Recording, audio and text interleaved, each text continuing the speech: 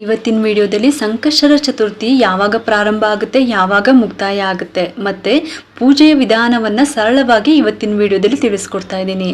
ಈ ಸಲ ಬಂದಿರುವಂತದ್ದು ಕೃಷ್ಣ ಪಿಂಗಳ ಮಹಾಗಣಪತಿ ಸಂಕಷ್ಟರ ಚತುರ್ಥಿ ಅಂತ. ನಮ್ಗೆ ಸಂಕಷ್ಟರ ಚತುರ್ಥಿ ಪ್ರಾರಂಭ ಆಗೋದು 14ನೇ ತಾರೀಕು ಶನಿವಾರ ಮಧ್ಯಾಹ್ನ 3:47 ಪ್ರಾರಂಭವಾಗಿರೋದು. 15ನೇ ತಾರೀಕು ಭಾನುವಾರ ಮಧ್ಯಾಹ್ನ 3:52 ಕೊನೆಗೊಳ್ಳುತ್ತೆ. ನಾವು ಪ್ರತಿ ಬಾರಿನೂ ಕೂಡ ಅಷ್ಟೇನೆ ಸಂಕಷ್ಟರ ಚತುರ್ಥಿಯನ್ನ ನಾವು ಚಂದ್ರೋದಯದ ಸಮಯದ ಗಣನೆಯನ್ನ ತೆಗೆದುಕೊಂಡು ಆ ದಿವಸ ಆಚರಣೆ ಮಾಡಬೇಕಾಗುತ್ತೆ. ಅದಕ್ಕೋಸ್ಕರ 14ನೇ ತಾರೀಕು ಶನಿವಾರ ಈ ಒಂದು ಸಂಕಷ್ಟರ ಚತುರ್ಥಿಯನ್ನ ಆಚರಣೆ ಮಾಡಬೇಕು. ಯಾವುದೇ ಪೂಜೆ ಆದ್ರೂ ಸರಿನೇ, ಆಡಂಬರ ಏನು ಬೇಕಾಗಿಲ್ಲ, ಸರಳವಾಗಿನೇ ಮಾಡಿಕೊಂಡ್ರು ಕೂಡ ಆ ದೇವರು ನಮ್ಗೆ ಒಲಿತಾರೆ. ಭಕ್ತಿ ಶ್ರದ್ಧೆ ಅಷ್ಟೇ ದೇವರಿಗೆ ಬೇಕಾಗಿರೋದು.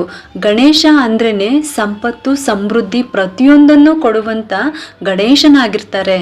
ಇಷ್ಟೇ ಅಲ್ಲದೆ ವಿಘ್ನಗಳನ್ನ ನಿವಾರಣೆ ಮಾಡುವಂತ ಗಣೇಶನನ್ನು ನಾವು ಪ್ರತಿ ಬಾರಿನೂ ಅಷ್ಟೇ ಮೊದಲು ನಾವು ಗಣೇಶನ ಪೂಜೆಗೆ ಪ್ರಾಮುಖ್ಯತೆ ಕೊಡಬೇಕು. ಈ ಒಂದು ಗಣೇಶ ಏನಪ್ಪಾ ಅಂದ್ರೆ ಇಡುಗುಂಜಿ ಗಣಪತಿ ಅಂತಾನೂ ಕರೀತಾರೆ. ಪೂಜೆಗೆ ಹೇಗೆ ಸಿದ್ಧತೆ ಮಾಡ್ಕೊಳ್ಳೋದು ಅಂತ ಇವಾಗ ತಿಳ್ಕೊಳ್ಳೋಣ. ಒಂದು ಅಷ್ಟದಳ ಪದ್ಮ ರಂಗೋಲಿನ ದೇವರ ಮನೆಯಲ್ಲಿ ಹಾಕ್ಬೇಕು. ಅದ್ರ ಮೇಲೆ ಒಂದು ತಾಮ್ರದ ತಟ್ಟೆನಲ್ಲಿ ಅಕ್ಕಿನ ಹಾಕಿ ಈ ರಂಗೋಲಿಯ ಹಿಂದೆ ಶಿವ ಪಾರ್ವತಿಯ ಫೋಟೋ ಇಡಬೇಕು. ಅದ್ರ ಮುಂದೆ ರಂಗೋಲಿನ ಹಾಕಿ ಅದ್ರ ಮೇಲೆ ಒಂದು ತಾಮ್ರದ ತಟ್ಟೆನಲ್ಲಿ ಅಕ್ಕಿನ ಹಾಕಿ ಅದ್ರ ಮೇಲೆ 2 ವೀಳ್ಯದೆಲೆ ಇಟ್ಕೋಬೇಕು. ಆ ವೀಳ್ಯದೆಲೆ ಮೇಲೆ ಶ್ರೀಗಂಧದಿಂದ ಸ್ವಸ್ತಿಕ್ ಚಿಹ್ನೆಯನ್ನ ಬರೆದು ಅದ್ರ ಮೇಲೆ ಗಣೇಶನನ್ನ ಪ್ರತಿಷ್ಠಾಪನೆ ಮಾಡ್ಕೋಬೇಕು. ಗಣೇಶನ ವಿಗ್ರಹ ಅಥವಾ ಗಣೇಶನ ಫೋಟೋ ಅದು ಸರಿ ಇಟ್ಬಿಟ್ಟು ನೀವು ಪೂಜೆನ ಮಾಡ್ಕೋಬಹುದು. ಇದೇ ಗಣಪತಿ ಅಂತ ಅಲ್ಲ, ನೀವು ಯಾವುದೇ ಗಣಪತಿನ ತಗೊಳ್ಳಿ, ಮುಷ್ಟಿಯಿಂದ ನಿಮ್ಮ ಅಂಗೈಯ ಮುಷ್ಟಿಯಿಂದ ಒಳಗಿರ್ಬೇಕು. ಮುಷ್ಟಿಯಲ್ಲಿ ಇಟ್ಕೊಂಡ್ರೆ ಗಣೇಶ ಕಾಣಿಸ್ಬಾರ್ದು. ಆ ರೀತಿ ಚಿಕ್ಕದಾಗಿರುವ ಗಣಪನನ್ನ ತಗೋಬೇಕು. ಭಾರವಾಗಿರ್ಬೇಕು, ಆದ್ರೆ ಚಿಕ್ಕ ಗಣಪತಿ ಆಗಿರ್ಬೇಕು. ಇದೇ ವಿಗ್ರಹ ಅಂತ ಅಲ್ಲ, ನೀವು ಯಾವುದೇ ವಿಗ್ರಹ ಅಷ್ಟೇ ಇದೇ ರೀತಿನೇ ತಗೋಬೇಕು. ಒಟ್ನಲ್ಲಿ ಅಗುರ ಇರಬಾರ್ದು ಮತ್ತೆ ದೊಡ್ಡದಾಗಿರ್ಬಾರ್ದು. ನೀವು ಹೊಸದಾಗಿ ತಗೋಬೇಕು ಅಂತ ಅನ್ಕೊಂಡಿದ್ರೆ ಈ ರೀತಿ ನೋಡ್ಕೊಂಡ್ಬಿಟ್ಟು ತಗೊಳ್ಳಿ. ನಂತರ ಗಣೇಶನಿಗೆ ಮೊದಲು ಶ್ರೀಗಂಧ, ಅರಿಶಿನ, ಕುಂಕುಮ ಎಲ್ಲನೂ ಹಚ್ಚಿ ಅದಕ್ಕೆ ನಾವು ನಿಮ್ಮಲ್ಲಿ ಜನಿವಾರ ಅಥವಾ ಅಂಗನೂಲ್ ಸಿಗುತ್ತಲ್ಲ, ಅಂಗನೂಲನ್ನ ತಗೊಂಡ್ಬಿಟ್ಟು ನೀವು 3 ಎಳೆ ಅಥವಾ 5 ಎಳೆ ತಗೋಬೇಕಾಗುತ್ತೆ. ಅದು ಎಡಗಡೆಯಿಂದ ಬಲಗಡೆ ಬರೋ ರೀತಿಲಿ ನಾವು ಅಂಗನೂಲನ್ನ ಹಾಕ್ಬೇಕು.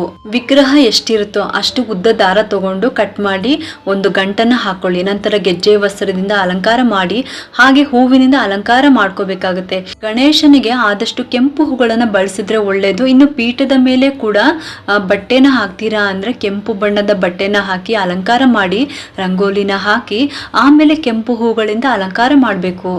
ವೀಳ್ಯದೆಲೆ ಮೇಲೆ ಗಣೇಶನನ್ನ ಪ್ರತಿಷ್ಠಾಪನೆ ಮಾಡಿದ ನಂತರ ನಾವು ಏನೇ ಪೂಜೆ ಮಾಡಿದ್ರೂ ಕೂಡ ನಾವು ಮೊದಲು ಗರಿಕೆ ಅಂತೂ ಇಡ್ಲೇಬೇಕು.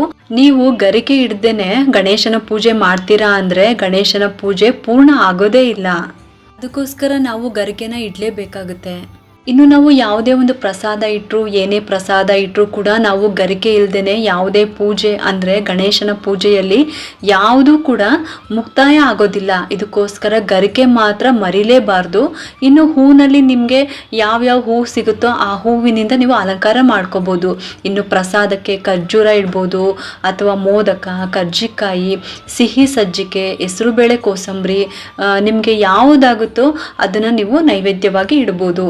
ನಿಮಗೆ ಆ ಒಂದು ಸಂದರ್ಭದಲ್ಲಿ ನಿಮಗೆ ಏನು ಒಂದು ಸಿಂಪಲ್ ಆಗಿರೋ ಪ್ರಸಾದವನ್ನ ಮಾಡಿದ್ರೂ ಸಾಕು, ನೀವು ನೈವೇದ್ಯವಾಗಿ ಇಡ್ಬೋದು. ಒಂದು ತಾಮ್ರದ ಪ್ಲೇಟ್ ಮೇಲೆ ಅಕ್ಕಿನ ಹಾಕಿ ಅದ್ರ ಮೇಲೆ 2 ವೀಳ್ಯದೆಲೆನ ಇಟ್ಬಿಟ್ಟು ಅದಕ್ಕೆ ಸ್ವಸ್ತಿಕ್ ಚಿಹ್ನೆನ ಬರೆದು ಅದ್ರ ಮೇಲೆ 2 ತುಪ್ಪದ ದೀಪನ ಸಿದ್ಧತೆ ಮಾಡಿ ಇಟ್ಕೋಬೇಕು. ಇದೇ ರೀತಿನೇ ಮಾಡಬೇಕು ಅಂತ ಏನೂ ಇಲ್ಲ, ನೀವು ಯಾವ ರೀತಿ ಮಾಡ್ಕೊತೀರೋ ಆ ರೀತಿಲಿ ನೀವು ಮಾಡ್ಕೋಬಹುದು. ಇನ್ನು ಗಣೇಶನಿಗೆ 2 ಸಪ್ರೇಟ್ ಆಗಿ 2 ತುಪ್ಪದ ದೀಪನ ಹಚ್ಕೋಬೇಕಾಗತ್ತೆ. ತುಪ್ಪದ ದೀಪನ ಹಚ್ಚಿ ಇಡೋದು ತುಂಬಾನೇ ವಿಶೇಷವಾದದ್ದು. ನಮ್ಮ ಒಂದು ಕೋರಿಕೆ ಬೇಡಿಕೆ ಏನಿರುತ್ತೆ ಅದು ಬೇಗನೆ ಈಡೇರುತ್ತೆ. ಮತ್ತೆ ಈ ಒಂದು ಸಮಯದಲ್ಲಿ ಯಾವ ಹಣ್ಣು ಸಿಗುತ್ತೋ ಆ ಹಣ್ಣನ್ನ ನೀವು ಪೂಜೆಗೆ ಇಟ್ಕೋಬಹುದು. ಹಾಗೇನೆ ತಾಂಬೂಲನ ಇಡೋದನ್ನ ಮರಿಬೇಡಿ. 2 ವೀಳ್ಯದೆಲೆ, ಅಡಿಕೆ, ಹಾಗೇನೆ ಬಾಳೆಹಣ್ಣು, ಇನ್ನು ಡ್ರೈ ಫ್ರೂಟ್ಸ್ ಇದ್ರೆ ಇಡ್ಬೋದು. ಇನ್ನು ಹಣ್ಣು ಅಂದ್ರೆ ಮಾವಿನ ಹಣ್ಣು ಇವಾಗ ಸೀಸನ್ ಆಗಿರೋದ್ರಿಂದ ಮಾವಿನ ಹಣ್ಣು ಮತ್ತೆ ಅಥವಾ ಬಾಳೆಹಣ್ಣು ಇಡ್ಬೋದು. ಹಾಗೆ ಒಂದು ಕಾಯಿಯನ್ನ ಇಡೋದನ್ನ ಮರಿಬೇಡಿ. ಕಾಯಿ ಯಾಕೆ ಇಡೋದು ಅಂತಾನೂ ಕೂಡ ನಿಮ್ಗೆ ತಿಳಿಸ್ತೀನಿ. ಇವಾಗ ಇಷ್ಟು ಸಿದ್ಧತೆನ ಮಾಡ್ಕೊಂಡಿದ್ದಾದ್ಮೇಲೆ ನೀವು ಪೂಜೆನ ಯಾವ ರೀತಿ ಪ್ರಾರಂಭ ಮಾಡಬೇಕು ಅಂತ ಅಂದ್ರೆ ಮೊದಲು ನೀವು ಗಣೇಶನಿಗೆ, ಆಮೇಲೆ ಕುಲದೇವರಿಗೆ ಅಂದರೆ ನಿಮ್ಮ ಮನೆ ದೇವರು ಕುಲದೇವತೆಗೆ ನಮಸ್ಕಾರ ಮಾಡಿಕೊಂಡು ಗಣೇಶನಿಗೆ ನಮಸ್ಕಾರ ಮಾಡಿ ಊದ್ಬತ್ತಿಯಿಂದ ಬೆಳಗ್ಗೆ ಅದಾದ್ಮೇಲೆ ಕೈಯಲ್ಲಿ ಹೂ ಅಕ್ಷತೆನ ಇಟ್ಕೊಂಡು ಅದನ್ನ ನೀವು ಗಣೇಶನ ಮುಂದೆ ಪ್ರಾರ್ಥನೆ ಮಾಡ್ಕೊಳ್ಳಿ ಅಥವಾ ಕೂತ್ಕೊಂಡು ಸಂಕಲ್ಪನ ಮಾಡ್ಕೊಳ್ಳಿ. ಬೆಳಗ್ಗೆಯಿಂದ ಸಂಜೆವರೆಗೂ ಉಪವಾಸವಿದ್ದು ಸಂಕಷ್ಟರ ಚತುರ್ಥಿಯ ಆಚರಣೆ ಮಾಡ್ತಾ ಇದ್ದೀನಿ. ನಮ್ಮ ಕುಟುಂಬ ಚೆನ್ನಾಗಿರ್ಬೇಕು, ಯಾವಾಗ್ಲೂ ಸುಖ ಶಾಂತಿ ಸಮೃದ್ಧಿ ಇರ್ಲಿ. ಹೀಗೆ ಪ್ರತಿಯೊಂದು ಕೂಡ ನೀವು ಮಾಡುವಂತ ಕೆಲಸದ ಬಗ್ಗೆ ಆಗಿರ್ಬೋದು, ಇಲ್ಲ ನಿಮ್ಮ ಕುಟುಂಬದ ಬಗ್ಗೆ ಆಗಿರ್ಬೋದು, ನಿಮ್ಮ ಕೋರಿಕೆ ಏನಿದೆ ಅದನ್ನ ಕೇಳ್ಕೊಳ್ತಾ ಗಣೇಶನಿಗೆ ನಮಸ್ಕಾರ ಮಾಡ್ಕೊಂಡು ಆ ಹೂವು ಮತ್ತೆ ಅಕ್ಷತೆಯನ್ನ ನೀವು ಗಣೇಶನ ಬಳಿ ಇಟ್ಟು ಒಂದು ನಮಸ್ಕಾರ ಮಾಡ್ಕೊಳ್ಳಿ.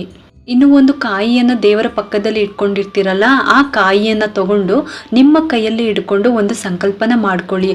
ಆಮೇಲೆ ಅದೇ ಕಾಯಿಯನ್ನ ಪೂಜೆ ಎಲ್ಲ ಆದ್ಮೇಲೆ ಹೊಡಿಬೇಕು. ಅಂದರೆ ನೀವು ಕಾಯಿಯನ್ನು ತಗೊಂಡು ಕೈಯಲ್ಲಿ ಹಿಡ್ಕೊಂಡು ಸಂಕಲ್ಪ ಮಾಡ್ಕೊಂಡು ಆದಮೇಲೆ ಪೂಜೆ ಎಲ್ಲ ಆದ ನಂತರ ಕೊನೆಯಲ್ಲಿ ಕಾಯಿಯನ್ನು ಹೊಡಿಬೇಕು. ಇನ್ನು ಬೆಳಗ್ಗೆ ನೀವು ದಿನನಿತ್ಯ ಹೇಗೆ ಪೂಜೆ ಮಾಡ್ತೀರೋ ಹಾಗೇನೆ ಮಾಡ್ಕೊಳ್ಳಿ. ಆಮೇಲೆ ಗಣೇಶನಿಗೆ ಗರಿಕೆ ಇಟ್ಟು ಸಂಕಲ್ಪನ ಮಾಡ್ಕೊಳ್ಳಿ, ಇವತ್ತು ನಾನು ಉಪವಾಸವಿದ್ದು ಪೂಜೆನ ಮಾಡ್ತಾ ಇದ್ದೀನಿ ಅಂತ ಹೇಳ್ಕೊಳ್ಳಿ. ಇನ್ನು ಸಾಯಂಕಾಲದ ಸಮಯದಲ್ಲಿ ಮತ್ತೆ ತಲೆಗೆ ಸ್ನಾನ ಮಾಡಿಕೊಂಡು ನಾವು ಗಣೇಶನ ಪೂಜೆನ ಮಾಡ್ಕೋಬೇಕು. ಗಣೇಶನ ಸಂಕಷ್ಟರ ಚತುರ್ಥಿ ಯಾವಾಗಲೂ ಕೂಡ ಚಂದ್ರೋದಯದ ಸಮಯವನ್ನ ಗಣನೆಗೆ ತಗೊಂಡು ನಾವು ಆಚರಣೆ ಮಾಡಬೇಕು. ತುಂಬಾ ಜನ ಕೇಳ್ತಾರೆ ಬೆಳಗ್ಗೆ ಹೊತ್ತು ಪೂಜೆನ ಮಾಡ್ಬೋದಾ ಅಂತ, ಆದರೆ ಮಾಡಬಾರ್ದು ಅಂತ ಏನೂ ಇಲ್ಲ. ಪೂಜೆ ಒಂದು ನಮ್ಮ ವೈಯಕ್ತಿಕವಾದ ವಿಷಯವಾಗಿರುತ್ತೆ, ಯಾವಾಗ ಬೇಕಾದರೂ ಮಾಡ್ಬೋದು. ಆದರೆ ಸಂಕಷ್ಟರ ಚತುರ್ಥಿನ ಆದಷ್ಟು ಬೆಳಗ್ಗೆ ಮಾಡಿದ್ರೂ ಪರವಾಗಿಲ್ಲ. ಸಂಜೆಯ ಸಮಯದಲ್ಲಿ ಪುಸ್ತಕನ ಓದೋದಾಗಿರ್ಬೋದು, ವಿಶೇಷವಾಗಿ ಪ್ರಸಾದವನ್ನು ಇಟ್ಟು ಪೂಜೆ ಮಾಡೋದೇ ಆಗಿರ್ಬೋದು. ಆದರೆ ಸಂಜೆ ಸಮಯದಲ್ಲಿ ಮಾಡ್ಕೊಳ್ಳಿ, ಅದು ವಿಶೇಷವಾಗಿರುತ್ತೆ. ನೀವೆಲ್ಲರೂ ನೋಡಿರ್ತೀರ, ದೇವಸ್ಥಾನದಲ್ಲೂ ಅಷ್ಟೇ ನೀವು ನೋಡಿರ್ತೀರ, ಸಂಜೆ ಹೊತ್ತೆ ಅಭಿಷೇಕವನ್ನು ಮಾಡಿ ಪೂಜೆನ ಮಾಡ್ತಾರೆ ಗಣಪತಿಗೆ. ನೀವು ಕೂಡ ಅಷ್ಟೇ ಸಂಜೆಗೆ ಮತ್ತೆ ತಲೆಗೆ ಸ್ನಾನ ಮಾಡಿಕೊಂಡು ಪೂಜೆಗೆ ಸಿದ್ಧತೆನ ಈ ರೀತಿ ಮಾಡ್ಕೊಳ್ಳಿ. ಮೊದಲು ಗಣೇಶನಿಗೆ ಪಂಚಾಮೃತ ಅಭಿಷೇಕವನ್ನು ಮಾಡ್ಕೊಳ್ಳಿ. ನಿಮ್ಗೆಲ್ಲರಿಗೂ ಗೊತ್ತಿರುತ್ತೆ ಪಂಚಾಮೃತ ಅಭಿಷೇಕದ ಬಗ್ಗೆ. ಹಾಲು, ಮೊಸರು, ತುಪ್ಪ, ಜೇನುತುಪ್ಪ, ಸಕ್ಕರೆ ಇದೆಲ್ಲವನ್ನ ಇಟ್ಟು ನೀವು ಪಂಚಾಮೃತ ಅಭಿಷೇಕವನ್ನು ಮಾಡ್ಕೋಬೇಕಾಗುತ್ತೆ. ಇನ್ನು ಹಣ್ಣುಗಳೇನಾದರೂ ಇದ್ದರೆ ಅದರಲ್ಲೂ ಕೂಡ ನೀವು ಅಭಿಷೇಕವನ್ನು ಮಾಡ್ಕೋಬೋದು. ಅಭಿಷೇಕ ಆದಮೇಲೆ ವಿಗ್ರಹನ ತೊಳೆದುಬಿಟ್ಟು ಮತ್ತೆ ಮಡಿ ಬಟ್ಟೆಯಿಂದ ಒರೆಸ್ಬಿಟ್ಟು ಗಣೇಶನನ್ನು ಪ್ರತಿಷ್ಠಾಪನೆ ಮಾಡಬೇಕು. ಇನ್ನು ಗಣೇಶನ ಮುಂದೆ ಒಂದು ತಟ್ಟೆನಲ್ಲಿ ಎಲೆ ಇಟ್ಕೊಂಡು ಕುಂಕುಮದಿಂದ ಅರ್ಚನೆ ಮಾಡ್ಕೊಳ್ಳಿ, ಅಥವಾ ಜಾಸ್ತಿ ಗರಿಕೆ ಸಿಕ್ಕಿದ್ರೆ ಗರಿಕೆಯಿಂದಲೇ ಅರ್ಚನೆಯನ್ನು ಮಾಡ್ಕೊಳ್ಳಿ. ಇದು ತುಂಬ ಅಂದರೆ ತುಂಬ ಒಳ್ಳೆಯದು. ಇನ್ ಕೇಸ್ ನಿಮಗೆ ಗರಿಕೆ ಸಿಕ್ಕಿಲ್ಲ ಅಂದರೆ ಹೂವಿಂದ ಕೂಡ ನೀವು ಅರ್ಚನೆಯನ್ನು ಮಾಡ್ಕೋಬೋದು. ಕುಂಕುಮದಿಂದ ಅರ್ಚನೆ ಮಾಡೋದ್ರಿಂದ ನಮಗೆ ಏನು ಉಪಯೋಗ ಆಗುತ್ತೆ ಅಂತ ಅಂದರೆ, ಪ್ರತಿ ಸಲ ತಿಂಗಳಿಗೊಮ್ಮೆ ನಾವು ಕುಂಕುಮಾರ್ಚನೆ ಮಾಡಿರೋದನ್ನು ಸ್ವಲ್ಪ ಮಟ್ಟಿಗೆ ಅದನ್ನು ನಾವು ತೆಗೆದಿಟ್ಕೊಂಡು ಪ್ರತಿನಿತ್ಯವೂ ಮಕ್ಕಳು ಸ್ಕೂಲ್ಗೆ ಹೋಗುವಂಥ ಸಮಯದಲ್ಲಿ ಅಥವಾ ನಾವೇ ಹೊರಗಡೆ ಹೋಗುವ ಸಂದರ್ಭದಲ್ಲಿ ನಮ್ಮ ಹಣೆಗೆ ನಾವು ಕುಂಕುಮನ ಇಟ್ಕೊಂಡು ಹೋಗೋದ್ರಿಂದ ನಮಗೆ ಯಾವುದೇ ರೀತಿ ವಿಘ್ನಗಳು ಬರೋದಿಲ್ಲ. ನಾವು ಏನು ಅನ್ಕೊಂಡು ಹೋಗಿರ್ತೀವೋ ಅದು ನಮಗೆ ಫಲ ಸಿಕ್ಕೇ ಸಿಗುತ್ತೆ. ಈ ರೀತಿ ನಾವು ಕುಂಕುಮಾರ್ಚನೆ ಮಾಡಿರೋದನ್ನು ತೆಗೆದಿಟ್ಕೊಂಡು ನೀವು ದಿನನಿತ್ಯ ಬಳಸೋದ್ರಿಂದ ಅದು ತುಂಬ ಒಳ್ಳೆಯದು. ಆಮೇಲೆ ತುಪ್ಪದ ದೀಪನ ರೆಡಿ ಮಾಡಿಟ್ಕೊಂಡಿರ್ತೀವಲ್ಲ, ಅದನ್ನು ದೇವರಿಗೆ ಬೆಳಗ್ಬಿಟ್ಟು ಆನಂತರ ನೀವು ಪುಸ್ತಕದಲ್ಲಿರುವ ಅಷ್ಟೋತ್ತರವನ್ನು ಹೇಳ್ಕೊಂಡು, ನಿಮಗೆ ಈಗ ಅಷ್ಟೋತ್ತರವನ್ನು ಹೇಳ್ಕೊಳ್ಳೋಕ್ಕೆ ನನಗೆ ಬರೋದಿಲ್ಲ ಅಂತ ಅಂದರೆ, ಓದೋದಕ್ಕೆ ಬರೋದಿಲ್ಲ ಅಂತ ಅಂದರೆ, ಓಂ ಗಂ ಗಣಪತಿಯೇ ನಮಃ ಅಂತ 108 ಸಲ ಹೇಳ್ಕೊಳ್ಳಿ. ಅದನ್ನು ನೀವು ಕುಂಕುಮದಿಂದ ಮಾಡಿಕೊಂಡು ನಂತರದಲ್ಲಿ ಪುಸ್ತಕದ ಕೊನೆಯಲ್ಲಿ ಕತೆ ಇರುತ್ತೆ, ಆ ಕಥೆಯನ್ನು ಓದ್ಕೋಬೇಕಾಗತ್ತೆ. ಆಮೇಲೆ ಮಹಾಮಂಗಳಾರತಿನ ಮಾಡಿಕೊಂಡು ನೀವು ಏನು ಒಂದು ಸಂಕಲ್ಪನ ಮಾಡಿಟ್ಟಿರ್ತೀರೋ ಆ ಕಾಯಿಯನ್ನು ತೊಗೊಂಡ್ಬಿಟ್ಟು ಒಡೆದುಬಿಟ್ಟು ಆನಂತರ ಮಂಗಳಾರತಿನ ಮಾಡಿ ಏಕಾರತಿ ಮಾಡ್ಕೊಳ್ಳಿ. ಅಥವಾ ಒಂದು ಕರ್ಪೂರದಿಂದಲೂ ಆರತಿನ ಮಾಡ್ಕೊಳ್ಳಿ. ಆ ಸಮಯದಲ್ಲಿ ನಿಮಗೆ ಯಾವುದು ಸೂಕ್ತ ಅನ್ಸುತ್ತೋ ಅದನ್ನು ಮಾಡ್ಕೋಬಹುದು. ಆನಂತರ ಚಂದ್ರನ ದರ್ಶನವನ್ನ ಮಾಡ್ಕೋಬೇಕು. ನಮಗೆ ಇರುವ ಚಂದ್ರದ ಸಮಯ ರಾತ್ರಿ 9:31 ಆ ಒಂದು ಸಮಯವನ್ನ ನೋಡಿಕೊಂಡು ನೀವು ಚಂದ್ರನ ದರ್ಶನವನ್ನ ಮಾಡಿಕೊಂಡು ಚಂದ್ರನಿಗೆ ನೀವು ಅರ್ಘ್ಯವನ್ನ ಕೊಡಬೇಕಾಗುತ್ತೆ. ಚಂದ್ರನಿಗೆ ಅಕ್ಷತೆಯನ್ನ ಹಾಕಿ ಊದ್ಬತ್ತಿಯಿಂದ ಬೆಳಗಬೇಕು. ಒಂದು ತಾಮ್ರದ ಚೆಂಬಲ್ಲಿ ನೀರು, ಸ್ವಲ್ಪ ಮಟ್ಟಿಗೆ ಹಾಲು, ಹಾಗೆ ಅಕ್ಷತೆ ಮತ್ತೆ ಕೆಂಪು ಹೂಗಳನ್ನು ಹಾಕೊಂಡ್ಬಿಟ್ಟು ನೀವು ನಿಧಾನವಾಗಿ ನೀವು ಚಂದ್ರನನ್ನ ನೋಡ್ಕೊಂಡು ನಮಸ್ಕಾರ ಮಾಡ್ಕೋಬೇಕು. ನೀವು ಒಂದು ಕೋರಿಕೆನ ಕೇಳ್ಕೊಂಡು ನಮಸ್ಕಾರ ಮಾಡ್ಕೊಡಿ. ತಾಮ್ರದ ಚೆಂಬಲ್ಲಿರುವ ನೀರನ್ನ ನಿಧಾನವಾಗಿ ಗಿಡದ ಮೇಲೆ ಹಾಕಿ ಚಂದ್ರನನ್ನ ನೋಡ್ತಾ ಅರ್ಘ್ಯವನ್ನ ಕೊಡಬೇಕಾಗುತ್ತೆ. ಆಮೇಲೆ ಮನೆಗೆ ಬಂದು ಮತ್ತೊಮ್ಮೆ ಮಂಗಳಾರತಿನ ಮಾಡಿಕೊಂಡು ಪೂಜೆನ ಮಾಡಿಕೊಂಡು ಏನು ಪ್ರಸಾದ ಇಟ್ಟಿರ್ತೀರಲ್ಲ ಪ್ರಸಾದವನ್ನು ಮನೆ ಮಂದಿ ಎಲ್ಲರಿಗೂ ಕೊಟ್ಬಿಟ್ಟು ನೀವು ಕೂಡ ತಗೊಂಡ್ಬಿಟ್ಟು ನಮಸ್ಕಾರ ಮಾಡ್ಕೊಳ್ಳಿ.